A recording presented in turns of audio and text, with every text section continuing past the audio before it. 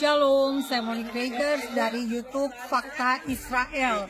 Saudara, saat ini saya berada di kawasan Mamila di Yerusalem. Saya ingin membahas tentang ada sekitar 200 teroris Hamas yang terperangkap di dalam terowongan bawah tanah di kawasan Rafah.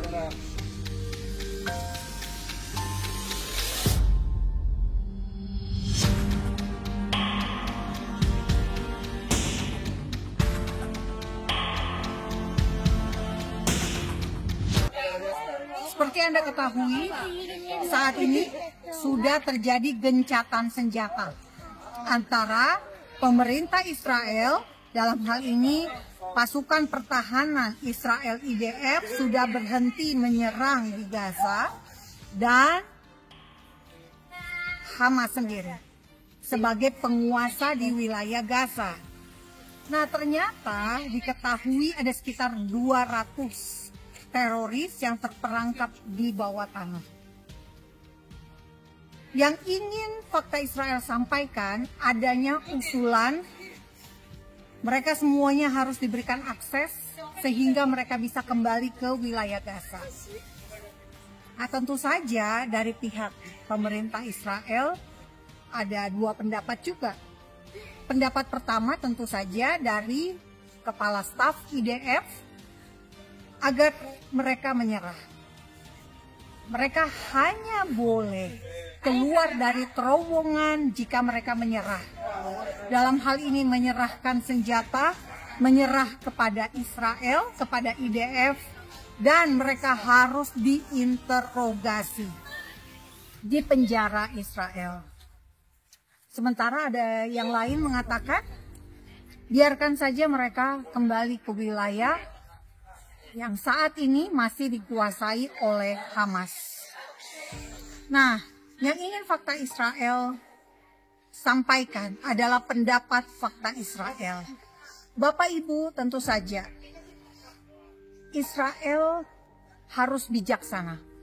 Mereka ketika mengetahui ada teroris di terowongan di Rafah, mereka berhak mengeliminasi teroris tersebut. Tetapi tentu juga tidak bijaksana kalau mengeliminasi teroris tanpa meminta pertanggungjawaban secara hukum. Karena itu, Fakta Israel dalam hal ini setuju jika mereka dipaksa menyerah dan meletakkan senjata. Jadi mereka keluar dari terowongan tersebut dan menyerahkan senjata sehingga mereka bisa diamankan ke penjara Israel. Sekali lagi, mereka harus menyerah. Mereka tidak boleh diberikan akses sebagai orang bebas, karena mereka ini adalah teroris, Bapak Ibu. Di belakang Fakta Israel ada pita kuning, instalasi seni yang dipasang untuk mengingat tragedi teror 7 Oktober 2023. Sekali lagi, meski sekarang gencatan senjata, tetapi masih ada jenazah sandera yang belum dikembalikan oleh para teroris yang menyandera mayat-mayat mereka. Bagaimana sikap kita sebagai orang Kristen? Kita harus menolak kekerasan, harus menolak terorisme. Namun kita juga harus menunjukkan kasih.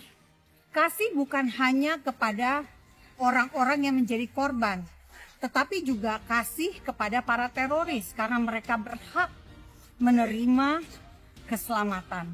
Mereka berhak menerima berita Injil, keselamatan, bahwa mereka telah ditebus, telah diselamatkan 2000 tahun yang lalu oleh juru selamat Yahudi, yakni Yeshua HaMashiach. Kita mengasihi nasib teroris ini, tetapi kasih tidak berdiri sendiri. Kasih harus ada keadilan. Kasih dan keadilan bagaikan satu koin, dua sisi mata uang yang sama. Tanpa kasih maka tidak bisa ada keadilan. Tetapi tanpa keadilan maka kasih itu menjadi suam-suam kuku juga. Jadi tidak sesuai seperti yang Tuhan mau. Sekali lagi, kasih harus ada keadilan. Kasih harus ada, yang terutama adalah kebenaran. Dan kita sepakat kebenaran adalah menolak semua kekerasan dan teror. Anda tidak bisa setuju pada kebenaran jika Anda juga mendukung aksi terorisme dan aksi kekerasan terhadap siapapun, bukan hanya korbannya warga Israel, orang Yahudi, tapi kita ketahui korbannya adalah banyak sekali dari berbagai bangsa. Jadi Fakta Israel berharap apapun keputusan yang diambil oleh IDF, oleh pemerintah Benyamin Netanyahu, semuanya selaras dengan apa yang dikatakan di Alkitab kita. Kasih dan keadilan harus bersamaan.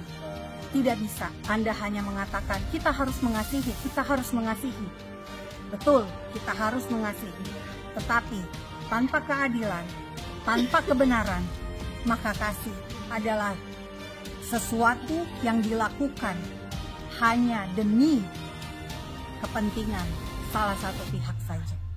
Maka tidak ada keadilan. Saya Monique Reuters, salam damai dari Fakta Israel. Am Yisrael Hai, bangsa Israel hidup. Damai hanya bisa terwujud tanpa terorisme. Damai hanya bisa terwujud jika ada kebenaran. Shalom dari Manila, Yerusalem, ibu kota Israel.